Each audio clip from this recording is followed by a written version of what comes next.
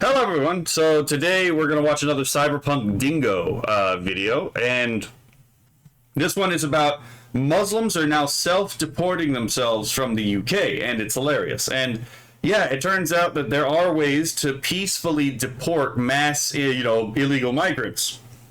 The problem is that in America, when it's a certain party that's not going to let us do the things we need to do to peacefully get people to self-deport, because you can do that. It is actually possible to get people to self-deport by manipulating incentives. But in Islam, it's a little bit different, because in Islam, there's a different understanding of how the world actually works and what, the ultimate good is. So your motivations are fundamentally different. God damn it. Okay. So let us begin. I trust generally Cyberpunk Dingo when he talks about most of his stuff. He has already demonstrated he has a solid grasp on Islam, and he also is, an ex-Muslim who came from a Muslim majority country. So he already knows what the political implications of Islam in practice actually are. So let's continue. What is up, guys? It is your friendly neighborhood Dingo, and today I have got a bit of good news, actually, and that is the fact that a study done by a Muslim organization in the UK has revealed that 1 out of 3 Muslims in the country are considering leaving, and it turns out a lot of people are already leaving, and it is becoming a bit of a trend. Yes, but the problem is it's just not, especially the country he's talking about, it's not happening fast enough. And the damage is kind of already done. Muslims are going all over social media and talking about the fact that they are leaving the UK and moving to Islamic countries and the reasons as to why they are doing so. Good. To be perfectly honest, there actually is a way to fight womb jihad, without, again, raising a single firearm. And I'm pretty sure he's going to talk about that. But yeah, I mean, if you want to go and convert to a fucking, a cult that tells you that, the disbeliever is the worst of creatures, that tells you it's okay for a 50-year-old man to fuck a 9-year-old girl, there's nothing intrinsically wrong with that, apparently. Or, the religion that tells you, oh yeah, it's okay for a man to marry up to 5 women, even though the founder of the religion married, 11 at one point. No such thing as special pleading there, right? Yeah, I mean, then maybe we don't really want you in the country, right? Maybe we don't want you in the United Kingdom. Totally fucking possible where it's like, okay, if you're gonna leave, go to Saudi Arabia. Go to Oman. Go to one of these places. But please, before you go, revoke your citizenship. That way you can't come back. That's my personal opinion. But, I have a hardline stance on this because I actually had to deal with this. I actually had to deal with this. I had to read their fucking holy books. I had to actually, deal with their philosophy. And, I actually had to give briefings on the political implications of Islam when I was in the military. So, just saying, I'm not a big fan. So here's the study that I found, and it says, and remember, this is an Islamic organization. So I would think they have a bit of insider information as to how the Muslim community actually in the UK works, and they would have some good data to essentially corroborate what their findings here are. Yeah. They're probably gonna. Here's the thing that you might need to know when going into this, and I might actually move the chat to the center, actually, thinking about it, because that way you can actually read it on the what would you say, there we go. So I'm going to move this right here for the time being, that way anyone who wants to pause and read can pause and read, even though Dingo's logo is over the thing too.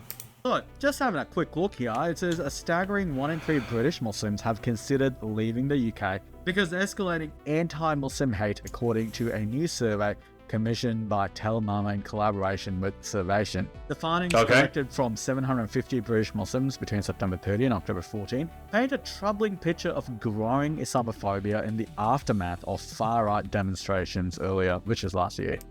I mean, these people also say that accurately reporting on what Islam actually teaches is Islamophobia, right? If you can cite all of your allegedly harmful statements about Islam in Islamic doctrine itself, that's not evidence of a problem in Islam. It's the evidence of the problem for you being able to see that there's a problem with Islam. It highlights that 1 in 4 British Muslims experienced anti-Muslim hate or Islamophobia, whether online or in person, following the far-right demonstrations triggered by the Southport incident. And many of them apparently are very concerned that these right-wing activists might target mosques and, all of that. It's really funny to me when we were talking about Southport, because the entirety of that would have been prevented if the British government just came out and said, hey, this is his name, and yet they didn't want to do any of that. I don't know. Of course they didn't want to do anything like that. They wanted to hide the situation for as long as possible in hopes that they could actually they could jerry-rig the system so you couldn't actually dissent. Did it work? No, obviously not, but that was the goal. And by the way, people are working on that goal in the United States right now. And one of the things that they're going to do that with is the Kids Act. But, I've already talked about that in a previous stream. Why? Perhaps because that person was just non-white, but it completely backfired because by hiding that person's name, everybody automatically assumed it must be the usual suspect. And that is exactly why those demonstrations took place. And we literally have memes for this exact phenomenon, right? Literally, we have memes to deal with this exact fucking set of situations. Captain Rudy says, I recently heard that there was a protest at an ICE facility, and when a group of Hispanic people exited the building, the protesters cheered, not realizing the people exiting the facility were employees of the facility who'd finished their shift and were going home. That's funny. Holy shit. Canuck says, I saw that one. Rudy, half of the protesters were stun-locked trying to process. Right. Because, again, they can't fathom nuance. They say that they have a nuanced view of reality, but they can't actually fathom nuance. Everything that they understand is filtered through oppressor-oppressed dynamics. And since the Hispanic is considered the oppressed, then they can't really be... It's a little weird, right? Because it's like they're willingly serving the oppressor in this case, right? Because in critical criminology, the way you get critical criminology is you take the Marxist class conflict of bourgeoisie versus proletariat and just switch out those two key terms. So you switch out proletariat with criminal, and then you switch out bourgeoisie with law-abiding or, law enforcement, and boom, you have baby angel Aladdin's who didn't do nothing wrong. He just stabbed a kid in the heart. Is that really such a crime? It was really okay for 35 years on your first offense? It seems a little bit like over-sentencing. That's where you get this idea from. That's the intellectual justification. Obviously, it's not like the root cause of it. It would have had, this kind of stuff happens before that kind of intellectualization, right? But that's the underlying intellectual justification there.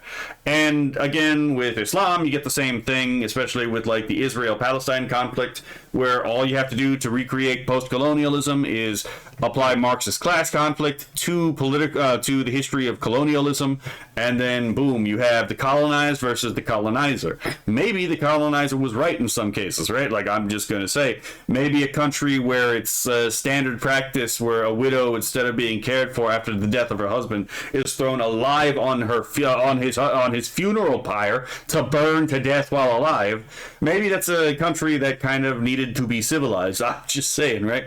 Or the Adolo culture, right? Where the the oral molestation of young boys, and to just be clear about what it is without actually flagging any censors, let's be fair, was actually a standard practice as a right of manhood in the Adolo culture. And how this was dealt with? Well, when the British came over and they saw this was happening, the British were like, I am sorry, but we will no longer be doing pedestry. This is going to stop. We are going to cease and desist this, right? Or again with the with the American Indians, right?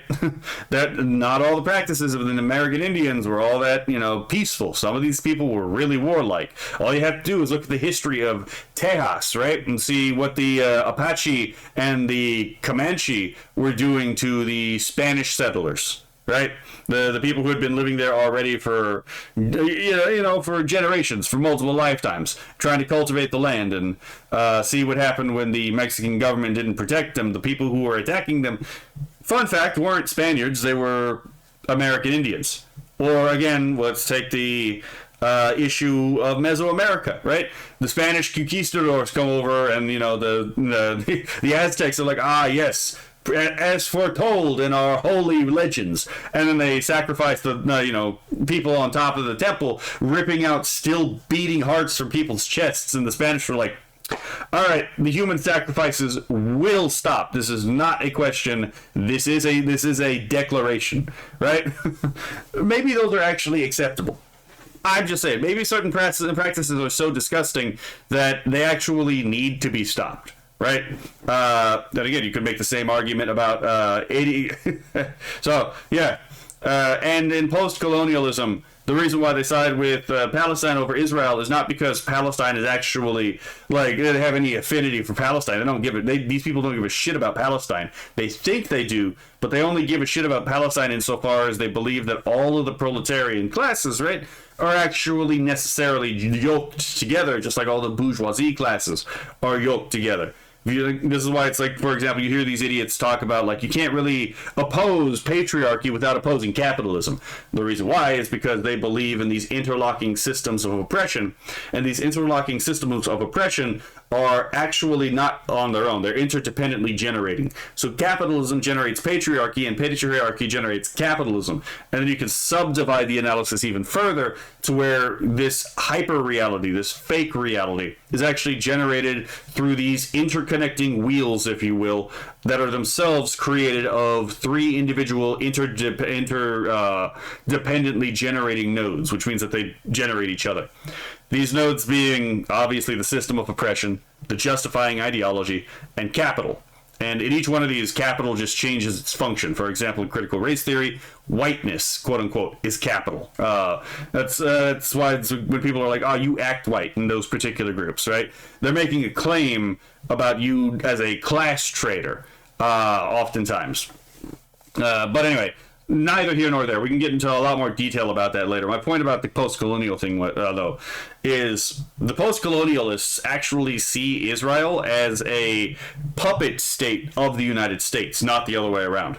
So, and the reason why is because Israel is just an extension of Western imperialism in their worldview into the Middle East. And so, as a result, they have the incidentally same political theology as the Twelver Muslim, where the United States is the big Satan and Israel is the little Satan. And I do find this kind of interesting because Islam and communism are not the same thing, but they do have occasional overlaps like this. So, yeah, long story short, this is where a lot of these ideas come from, right? You know, remember back in the day when Tumblr was like, be gay, do crime? Again, it's because the idea that, like, all the interlocking systems of oppression are actually, like, one singular entity. You can't take one down and leave the others up because they will just regenerate each other. Even if one survives, you get rid of all the other oppressor classes, but you keep patriarchy. From patriarchy, all of the rest will then eventually regenerate. So it's like a festering tumor that has to be, like, cut out. That's how these people actually think. Yeah, so they believe in the whole workers of the world unite. So again, this is where the queers for Palestine sometimes get stun-locked, because they're like, oh yeah, Palestine is a victim of Western imperialism. We are victims of Western imperialism, and so we should be together. Only to then, in their own shock and horror, realize, no, these people don't believe the same thing you do, right? It turns out the Muslim world doesn't believe in your post-colonial agenda. They just use it because they know that it keeps you from killing them, because they know you want to kill the colonialist, and you want to kill anyone, and these people know that the post-colonialists want anyone who opposes them to die as well, just like all other communists. And, they know, again, it keeps you from killing them, and it also allows them to kill you. So it's two birds with one stone. So, anyway, just pointing that out. Now, statistically speaking, if we think about the UK, the Muslim community, Islamic terrorism per capita is a massive issue. So of course, people thought an attack like this was coming from them. It was a massive own goal, a massive one. I'm going to show you this video where, and this has never occurred to me before, and it turns out a lot of Muslims have realized after the Gaza war, they're paying all these taxes, and these taxes do go to organizations and alliances like NATO that develop weapons, that have armies and militaries, who actually do wage war in places like the Middle East, which is a massive problem for them. Because for Muslims, they are all united under one ummah, which is a pan-Islamist idea, really. They don't differentiate between Muslims who live in certain countries. They believe they're this one unified force, which is a really silly idea, to be completely honest with you, because they kill each other all the time in many countries all over the world. So let's play this video. Let's see what they have to say. You know, last few months ago. Captain Rudy says, boy, you ain't black. You may be black, but you ain't black. Yeah, excellent Biden quote, to be perfectly honest. Let's see. Captain Rudy says they couldn't comprehend that Latino Americans also don't want illegal immigrants. Who knew? Yeah, again, because it violates their simplistic worldview, right? The right and the center can understand that. Again, it's like, again, people who happen to be Spanish in origin can be citizens, but they can also be foreigners, right? And if they're citizens, they're legal, and if they're foreigners, they could still be legal. But there's also a possibility that they are illegal, depending on the reason they're in the country, right? This is actually too large of a, of a nuance, too small of a nuance for the leftist mind to actually comprehend. I was actually quoting the new Shoe on Head video. I'm pretty sure Biden said this. I'm pretty sure she was quoting Biden. Fair enough. We went to the European Council of Fatwa and Research, and the scholars that were there, they were talking about scholars in quotations, religiosity in Europe. And one of the messages I kept hearing was, this idea, and this is happening now, that a lot of Muslims are talking about, we've got to leave. It's too difficult. The governments hate us, or there's the rise of the far right. What's happening in Gaza has made a lot of people feel quite depressed, and they don't want to pay taxes in these countries, right? Yeah, because again, these people believe in Islam as a superior religion. They believe that the evidence of Islam being true is that they will eventually conquer the world.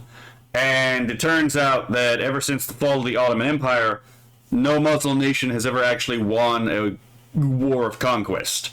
And this has been a major disaster for the confidence of the Muslim world, right? We're already aware of massive levels of secret apostasy, because in a lot of these countries, let's be fair, it is the law that if you leave Islam, then you will be executed. And even in cases where it's not, there's a high probability that your family will make you disappear and never be seen again if they find out you have apostatized from Islam. So this has been a massive blow to the pride of the Muslim world outside of retards in the United States. Captain Rudy says it was actually a tweet that she read aloud. It was a response to another user, a black person, saying they support the conviction of Carmelo Anthony. It's a rabbit hole and a half. Oh no, I'm aware. I did a very sleepy reaction that's not out yet, and I'm probably going to be doing a second reaction to it. Reacting to Kirsha's analysis of it, because I have a sneaking suspicion I could probably add on to a lot of what she says. But the message from the scholars seemed to be, no, we have to stay.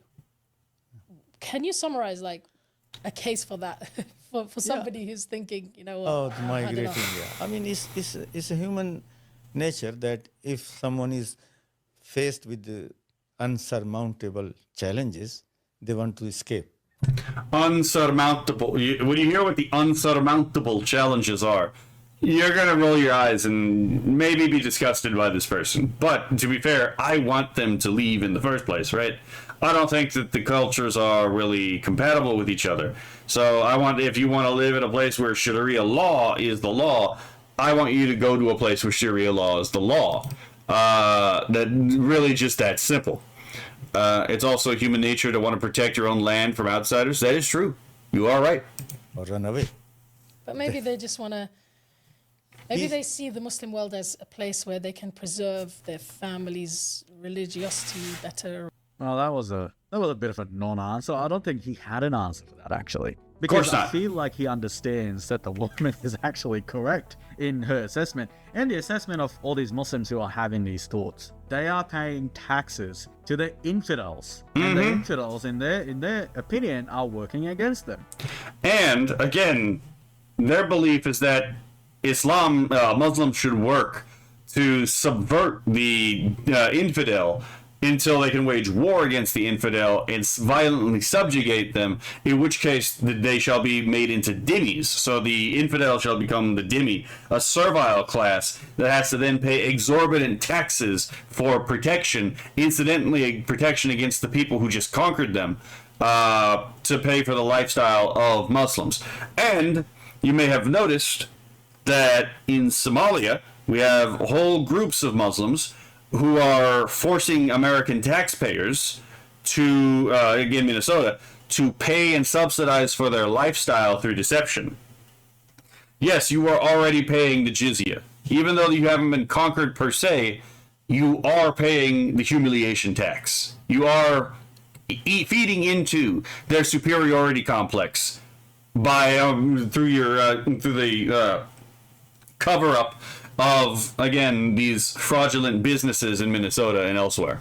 What the fuck did you expect? This isn't a Muslim country. They don't prioritize. I mean, historically at least, why would they prioritize the interests of this weird pan-Islamist movement that only exists within the imagination of Muslims all over the world? Why would they prioritize that? And I guess once again it proves that this is a fifth column now embedded within a lot of Western countries, especially in the United Kingdom, honestly. Because what they are unhappy about, and the reason they are trying to leave the UK and many other countries in Europe, is because they were under this false pretense that all these European countries, and even the United States and Australia, they would prioritize Islamic goals? What the fuck? This is just completely detached from reality here. And let's have a look. These are the plan is called womb jihad. The idea is that, again, we can't conquer them militarily, but what we can do is we can, again, subvert their own democratic processes by just outbreeding them, right? By having more children than them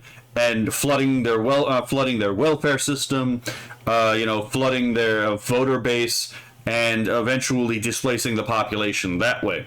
That didn't work, because it turns out that, yes, while some of these groups actually do still have higher fecundity in the United States than other groups, what ends up happening is over time, especially over generations, the Muslim children actually become westernized over several generations, and eventually a lot of these people end up leaving the faith after several generations. So it turns out to be a long-term detriment to be in the West. Inspiring Philosophy has actually talked a lot about this particular subject, and I think the information that he provides is actually pretty compelling.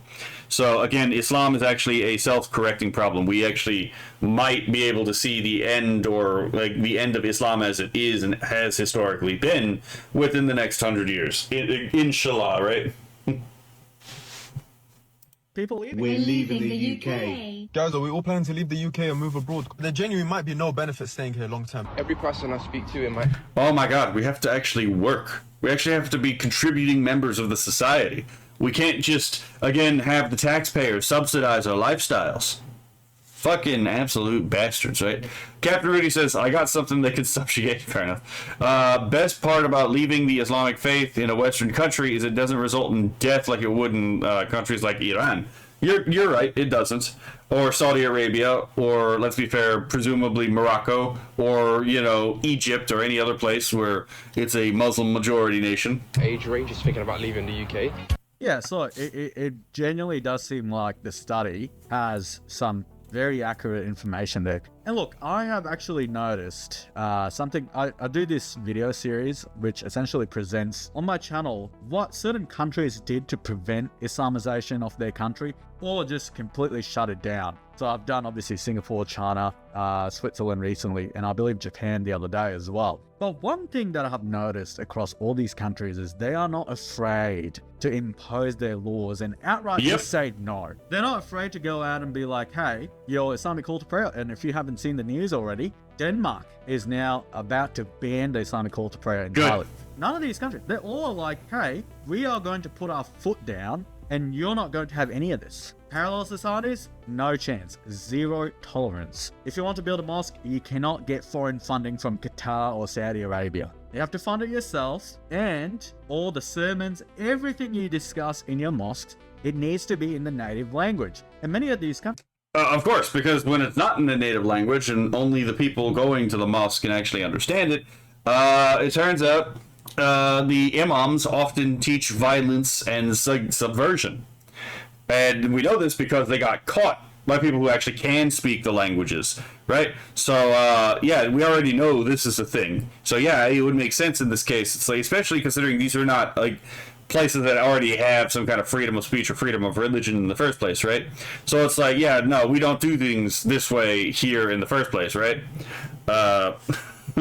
Countries that have very strict immigration laws. Of course, a lot of Islamic immigration to Western Europe, Australia, and even the United States, it's all related to asylum seekers. But the reality is, a lot of these asylum seekers are just completely fake. I mean, yeah, obviously.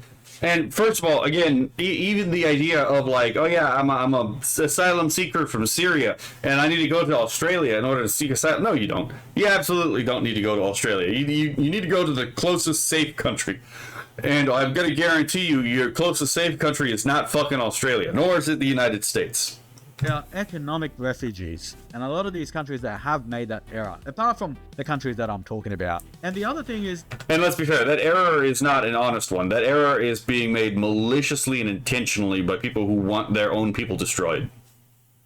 They also don't give out welfare to these people. Obviously you not. Work or you get kicked out.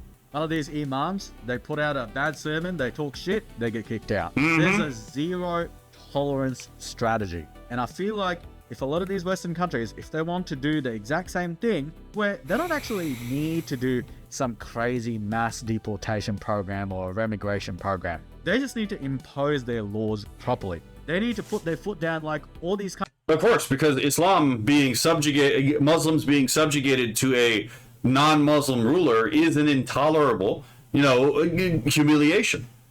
That they believe that they are the superior people. They believe that all those who do not follow the faith are objectively inferior to them. So to be told by your inferior that this is how things are going to go is objectively hateful to the eye of the Islamist, the person who actually takes his Muslim faith seriously. Countries that do it already. And ironically enough, a lot of those countries, they don't get called racist. They don't get called any of these names. People understand that what they are doing is what their governments were elected to do, and that is to preserve their countries and to protect their people. Yep. England, the United Kingdom, is now the great capital of the world. What about other countries like Poland? They don't have that issue. In fact, their numbers are very low compared to a lot of these countries. Yeah, if anyone wants, I read the entire rape gang inquiry report in like 13 hours. So that's on my channel. If y'all want to listen to that, I have commentary and talk with chat while reading it. But yeah, almost none of the content in there was surprising to me because, again, as I've already said in this video, I already knew a decent amount about Islam and Middle Eastern history before reading that, so it actually wasn't that much of a surprise to me. But it's still pretty fucking harrowing, which is why it's one of the only few videos on my channel that's actually age restricted. In Western Europe, like Germany, the United Kingdom, Sweden, all these countries, those numbers are high compared to Poland and even Hungary. If you impose your laws correctly, if you impose immigration laws, if you say no welfare, no parallel societies, these people will leave. Yeah, because they don't want to integrate. They don't want to have to subjugate themselves to your society, to your culture. They want to subjugate you to their society, to their culture. Right? They only want it to cut one way. So if you make it cut the other way, they will simply leave. They will deport themselves.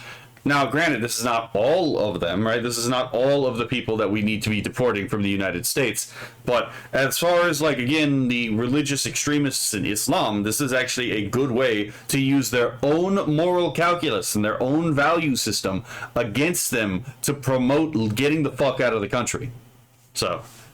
again, because it turns out what you believe actually changes the calculus of your decision making. They're already leaving. And in a lot of cases, the Muslims leaving the UK, they are saying it is because people suddenly dislike Islam. That is the reason they're leaving. Well, of course they're going to dislike Islam after what 6% of the Islamic community has already done in the UK. What about the Korean gang? Over 250,000 victims. And nothing was done. It was entirely covered up. Of course, people, once they realize what Islam is like, of course they're going to hate it. Don't take it from me, just listen to this guy. For a Muslim, you have no other option but to leave the UK and move to a Muslim country now, because your sisters, your mother, your wife, she isn't safe when she's going outside. Like if your mother, your sister, your wife is wearing the hijab, she wears niqab, she wears abaya, there is a risk she will get attacked. You can't be with her always. And imagine feeling uncomfortable every single time someone leaves the house. Like you... I'm not saying tit for tat, because I don't believe that, like, someone not involved in the situation should be punished for a situation, right? That being said, it's interesting that it matters when it cuts the other way, does it? But when it cut the original way, it didn't matter. Interesting how that fucking works, right? Keep an eye whenever you see, again, an Islamic terror attack, and then how many people jump up to say, oh, it's not actually Islam that's doing this. It's not Islam that's doing this. Notice how many of these Muslim apologists actually refuse to condemn the attack itself. It happens all the time. Because it turns out these people, they are acting under taqiyya in kitman, a full lie and a half-truth in pursuance of the advantage of Islam. So, yeah. You cannot live comfortably knowing your family isn't safe. 5 years ago, it was like, come on, you should try to leave the UK, make hijrah, Muslim lands. 3 years ago, you should try. Now, it's like, you need to. It's so amazing that he has practically shown you in the last 5 years how things have become worse and worse. And only Allah knows how bad it's actually going to become. Like, you guys need to start planning for your get out. Yeah, I agree with all that. Should probably leave. I think a lot of these countries in their suicidal empathy, they probably completely misunderstood what... It's not suicidal empathy, it's dark empathy. These people know the damage that, quote-unquote, this empathy that they have does to other people. They don't care. They're doing this to create their own advantage. And so they are not actually doing this because they care about these people. They're doing this to manipulate. Their suicidal empathy is just dark empathy.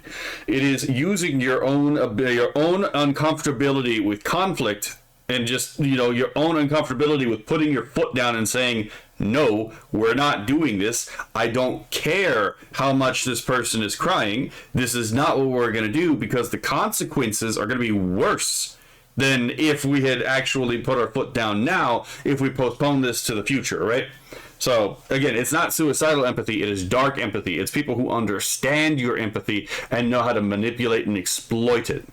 Taking in their civilizational competitor, their civilizational enemy for the past, a couple hundred years, they took millions of people in, thinking nothing would change, completely believing in cultural relativism and magic soil and all that nonsense. And how's that working out? And now the backlash is driving these people out. It's a wild story. And look, I hope more people leave, because this experiment has not... The most minor pushback is convincing these people to get the fuck out of the country, right?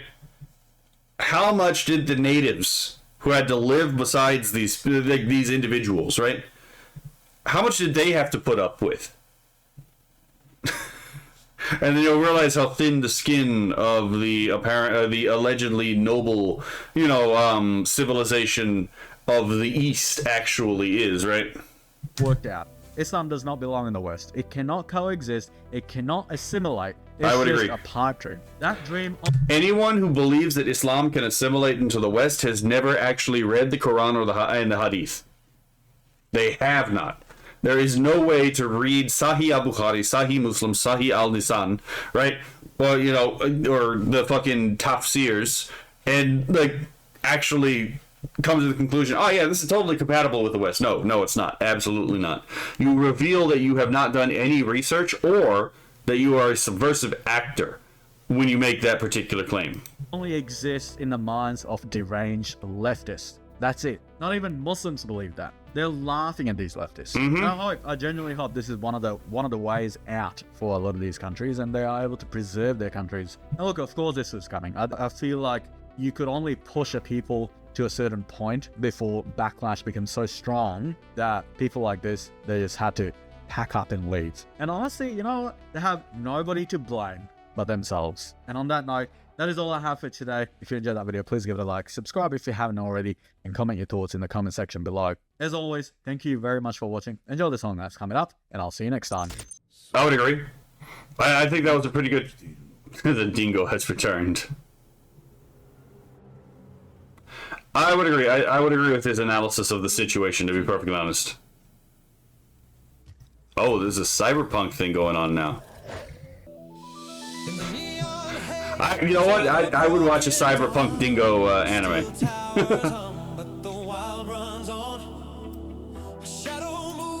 The circuit below. with a violet glow. They thought the outback was lost to the flame, but a dingo returned with a coat in his veins. Cyberpunk dingo.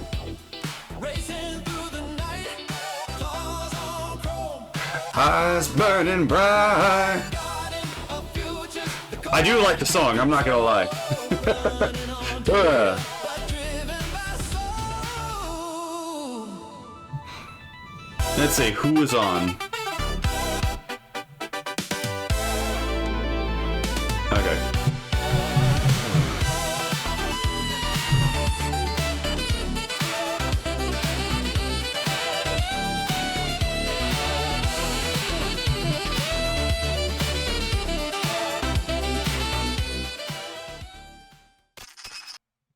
Okay, so again, that was the analysis of the Cyberpunk Dingo video. Let's see. Torst Wolf says, it's a disgrace to our ancestors back when we stopped them at Vienna with the winged hussars, or got them out of Spain. Oh, by the way, those are my ancestors. Or defended Christian lands with crusades. I mean, it really is. It really is. Like...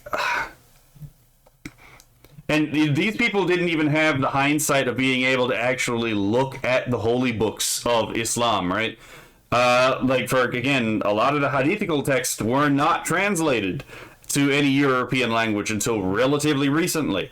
So, again, we actually have the hindsight of being able to literally read the holy books, or the unholy books that teach these demonic doctrines, and we put up with it. Right? We have more access to the information, and we still decide, you know what, it's worth the risk. So, yeah, no, I've never been a fan of Islam for the most part. I actually want us to be culturally hostile to Islam. That way, Islam returns to Muslim lands, where it will inevitably collapse under the weight of its own hubris, right?